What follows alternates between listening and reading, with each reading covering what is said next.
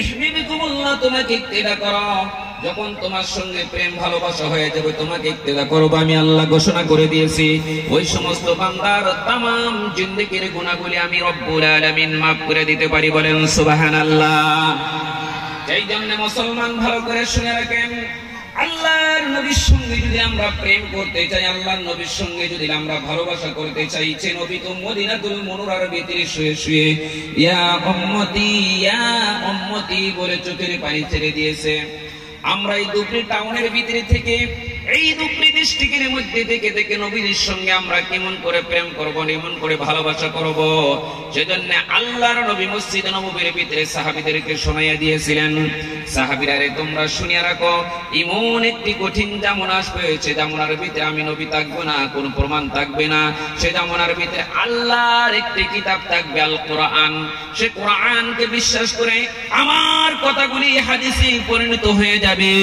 হাদিস ও কোরআনকে বিশ্বাস করে করে করে করে আমি নবীদের এক একটা লিবাসের বিনিময়ে 100 জিহাদের সব তার আমলনামায় লিখে দিব। বলেন সুবহানাল্লাহ। নবীদের লিবাস কি ছিলেন? মাথায় টুপি ছিলেন, দাড়ি লম্বা ছিলেন, এইবার বাবা সুন্দর জামা ছিলেন। সমস্ত লিবাসের দিকে তাকায় তাকায় যদি একটা লিবাস জিন্দা করতে পারি, ওই সমস্ত সাহাবীদের মতন 100 জিহাদের সব তার আমলনামায় লিখে দেব। বলেন সুবহানাল্লাহ।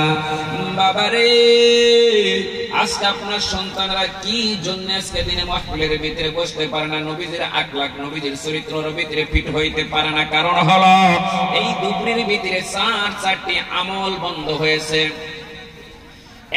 একটা বাড়ির ভিতরে যদি 4টি আমল বন্ধ হয়ে যায়, ওই বাড়ির ভিতরে আল্লাহর রহমত বর্ষিত হবে না, ওই বাড়ির ভিতরে আল্লাহর রহমত বৃষ্টির মতন বর্ষিত হবে না, ওই বাড়ির ভিতরে আল্লাহর গজব এমন ভাবে বৃষ্টির মতন বর্ষিত হবে। এবার ভালো করে শুনে রাখেন, আপনার ঘরের মধ্যে যদি রহমত বর্ষিত করতে চান, তাহলে তোমাদের কাজ করতে হবে, তিনটি কাজ বাড়ির ভিতরে চালু করতে হবে। 1 নম্বর হলো আল্লাহর তাকওয়া নামাজ, 2 নম্বর হলো মাহে রমজান মাস, 3 নম্বর হলো লজ্জা স্থানকে ঢেকে রাখা। বলেন সুবহানাল্লাহ। এইবার মুসলমান শুনে নেন, আল্লাহর নবী বলে দিয়েছে যে বাড়ির ভিতরে 4টি আমল চালু হয়েছে, 3টি আমল চালু রয়েছে, ওই ঘরের ভিতরে আল্লাহর রহমত বৃষ্টির মতন বর্ষিত হয়। আল্লাহর হুকুম নামাজের কথা বলে দিয়েছেন, মসজিদের ভিতরে আজান হয়েছে, আল্লাহু আকবার। আজকে ঘরের মধ্যে যায় দেখেন আপনার সন্তানেরা টিভি চালাইছে, ভিডিও চালাইছে, এবার মোবাইলের ভিতরে গান চলে। চলে না বাবাজি? হাসান আমিসা বলেন। মসজিদের ভিতরে আজান হয়েছে, আপনার ঘরের ভিতরে মোবাইলে আওয়াজ দিয়ে দিয়ে হিন্দি গান, বাংলা গান যখন আরম্ভ করেছেন, ওই ঘরের ভিতরে কি মা নাই? ওই মায়ের ভিতরে যদি এই 4 আমল জিন্দা থাকতো, ওই সন্তান জীবনেও এমন এই সমস্ত ব্যাগ কামের তিনি লিপ্ত হয়ে থাকতো। মা যদি ভালো থাকতো, এই সমস্ত খারাপ কামের তিনি লিপ্ত হয়ে থাকতো। এইবার বাবাজি শুনে নেন, 2 নম্বরে বলা হয়েছে মাহে রমজান মাস। মাহে রমজান মাসটা যদি চালু করতে পারেন, আপনার ঘরের মধ্যে কোনো ভয় নাই, আপনার ঘরের মধ্যে কোনো টেনশন নাই। কারণ মাহে রমজানের মধ্যে আল্লাহ তাআলা বান্দাদের হায়াত পর্যন্ত আমার আল্লাহ বাড়াইয়া দেয়। বলেন সুবহানাল্লাহ। আরে তাকবীর। এই জন্য মুসলমান ভালো করে শুনে রাখেন, মাহে রমজান মাসের ভিতরে আল্লাহ তাআলা মায়ের দুয়ার জরিয়তে সন্তানের হায়াত পর্যন্ত আল্লাহ বাড়ায় দেয়, সন্তানকে আল্লাহ হিদায়াতের ফয়সালা করে দেয়। আজকে দেখেন মা হয়ে সন্তানের জন্য চোখের পানি ছেড়ে দিয়েছে। আল্লাহ আমার কলিজার টুকরা সন্তানকে ভালো একটা চাকরি মিলিয়ে দাও। আল্লাহ আমার কলিজার টুকরা সন্তানের কঠিন বেমার হয়েছে, আল্লাহ বেমারের দিনে সেবা করে দাও। দেখা যায় যে একটা মায়ের দোয়া আমার আল্লাহ কবুল করতে পারে না। হাসান আমিসা বাবাজি, কেন তোমার ভিতরে যদি মাহে রমজান মাসটা যদি চালু থাকে, মাহে রমজান মাসের ভিতরে মায়ের ভিতরে যখন বরকত আরম্ভ হয়ে যাবে, আল্লাহর নবী বলে দিয়েছে, ওই মা যদি একবার আল্লাহর কাছে হাত তুলে তুলে চোখের পানি ছেড়ে দেয়, আল্লাহ আমার কলিজার টুকরা সন্তানকে আল্লাহ তো বড় মুসিবতের মধ্যে ফেলে দিয়েছো, আল্লাহ আমার কলিজার টুকরা সন্তানকে এত সমস্যার ভিতরে তুমি ফেলে দিয়েছো। আল্লাহর নবী বলছে, মা হাত তুলতে দেরি করতে পারে, আমার আল্লাহ দোয়া কবুল করতে দেরি করতে পারেন না। বলেন সুবহানাল্লাহ। কারণ সঙ্গে সঙ্গে মায়ের দোয়া আল্লাহর দরবারে কবুল হয়ে যায়। বলেন সুবহানাল্লাহ। এইবার 3 নম্বর লক্ষ্য করে দেখেন, আপনার গ্রামের ভিতরে যদি লজ্জা স্তনটাকে ঢেকে রাখতে পারেন না, মুসলমানদের মেয়েরা যদি টাইট ফিট কাপড় লাগায় রাস্তার মধ্যে ঘুরে, মুসলমান মেয়েরা যদি ঘোড়ার মতন চুল কেটে কেটে রাস্তার মধ্যে ঘুরে, বাবাজি আমরা যুবকেরা সমস্ত ছেলেরা মেয়েদের ভোটের মধ্যে মেয়েদের শরীরের মধ্যে চোখ চলে যাব না বাবাজি। এইবার বলা হয়েছে কঠিন কিয়ামতের দিন যখন আপনাদের এই দুপুরে অঞ্চলের ভিতরে, এই আদাবাড়ি অঞ্চলের ভিতরে, এই দেখেন বাবাজি আপনাদের মহল্লার ভিতরে সমস্ত যুবকদেরকে যখন আল্লাহ জাহান্নামের কিনারায় কাঠ গড়াইবে, ওই সময় লক্ষ্য করে দেখবেন সমস্ত যুবকেরা কিয়ামতের দিন যখন জাহান্নামের কিনারায় যা বলবো, আল্লাহ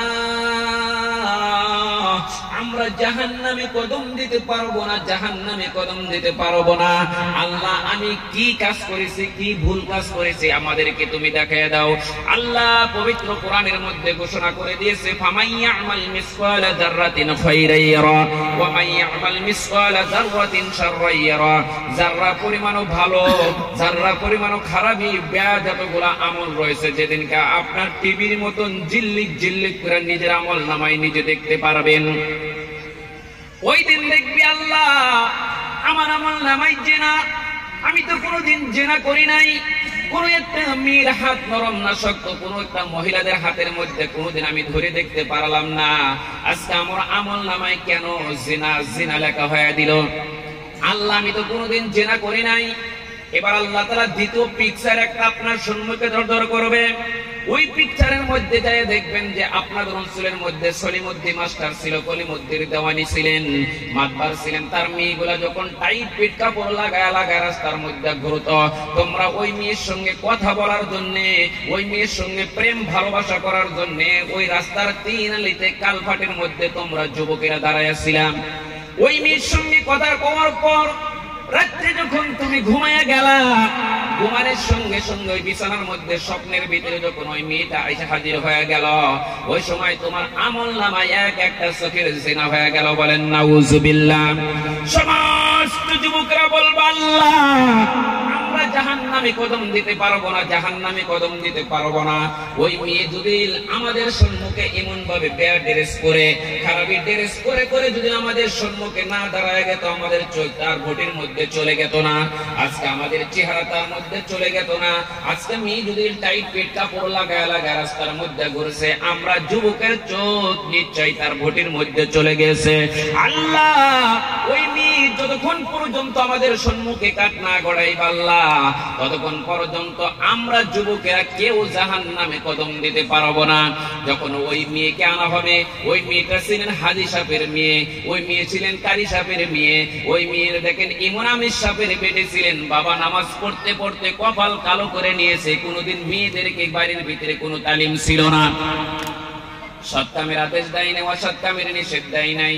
ওই মেয়েকে আনার সঙ্গে সঙ্গে যখন বলবো মেয়ে তোমার জাহান্নামে কদম দিতে হবে, মেয়ে বলবো রব্বানা আরিনাল্লাযাইন, আল্লাহ আমি কি কারণে গোমরাহি হয়ে গেলাম, আমাকে কে বিভ্রান্ত করেছে, ওই নেতাকে চাই। নেতা থাকবেন আপনার ঘরের মধ্যে যদি একজন মেয়ে থাকে, মেয়ের নেতা হবেন তার আব্বাজি। বলেন সুবহানাল্লাহ।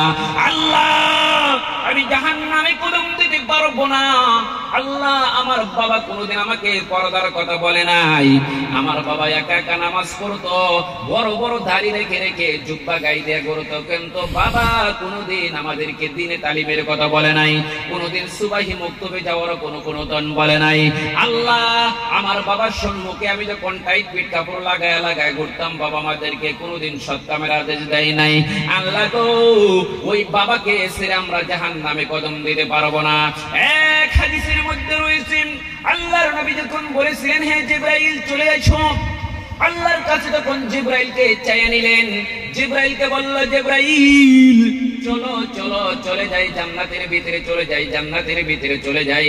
জিবরাইলকে নিয়ে যখন আল্লাহর নবী জান্নাতের ভিতরে চলে গেলেন, জাহান্নামের ভিতরে ঘুরতে গেলেন, ওই দিন যায় দেখেন রে জান্নাতের ভিতরে হাজার হাজার বান্দা তো জান্নাতের ভিতরে ফল ফরশি খানা খেয়েছেন, সুন্দর বিছানার মধ্যে রয়েছেন। হঠাৎ করে লক্ষ্য করে দেখে রে একজন জান্নাতের মধ্যে জোর জোর করে চোখের পানি যখন ছেড়ে দিয়েছেন, আমার নবীর ব্রেনটা খেললেন না, আমার নবী বড় টেনশনের মধ্যে পড়ে গেলেন।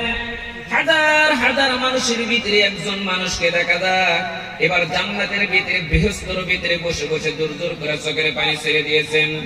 এবারে দ্বিতীয় নম্বরে আল্লাহর নবী যখন চলে গেলেন জাহান্নামের মধ্যে, এইবার যায় দেখেন যে কোটি কোটি মানুষের ভিতরে একজন বাবা 35 বছরের যুবক, 40 বছরের যুবক একদম জাহান্নামের আগুনের ভিতরে মুস্কি মুস্কি হাসি দিয়েছে। বলেন সুবহানাল্লাহ। এবার আল্লাহর নবী প্রেমে খেললেন না, জিবরাইলকে প্রশ্ন করলো, জিবরাইল শুনুন। এইবার জিবরাইলকে প্রশ্ন করার পর জিবরাইল বলতেছেন, ইয়া রাসূলুল্লাহ শুনে নেন, এই ব্যক্তি এত নামাজ পড়তো, এই ব্যক্তি এত আল্লাহ আল্লাহ বলতো, কিন্তু তার মেয়েগুলি কোনোদিন পর্দার কথা বলে নাই, তার মহিলাদেরকে কোনোদিন সুবাহি মুক্তবের কথা কোনোদিন বলে নাই। আজকে তার মেয়েগুলি জাহান্নামের কিনারায় যা বলছে, আল্লাহ আমার বাবাকে আমি জাহান্নামে কদম দিতে পারবো না। কোরআনের মধ্যে রয়েছে ওই সমস্ত নেতাদেরকে ওই সমস্ত জাহান্নামীরা বলবে না, জাআলহুমা তাহতা আকদামিনা লিয়াকুনা মিনাল আসফালিন, এমন ভাবে পদদলিত করব তাদের বুকের মধ্যে লাথি মেরে মেরে তারা জাহান্নামে নিক্ষেপ হবে। বলেন নাউজুবিল্লাহ। এইবার বাবা শুনে নেন, আল্লাহর নবী বলে দিয়েছেন, পৃথিবীর জমিনের ভিতরে মেয়েদের জন্য যদি বাবা জাহান্নামে যাইতে হয়, কিন্তু মেয়েদের মর্যাদা এখন পর্যন্ত মানুষ বুঝতে পারে নাই। মেয়ে জাতটা যে কি জাত, মহিলা জাতটা যে কি জাত এখন পর্যন্ত বুঝতে পারেন নাই। মহিলা খালি জাহান্নামে বাবাদেরকে নেয় না, নেতাদেরকে নেয় না, মহিলারা বাবাদেরকে আল্লাহর জান্নাত পাওয়া দেয়। বলেন সুবহানাল্লাহ।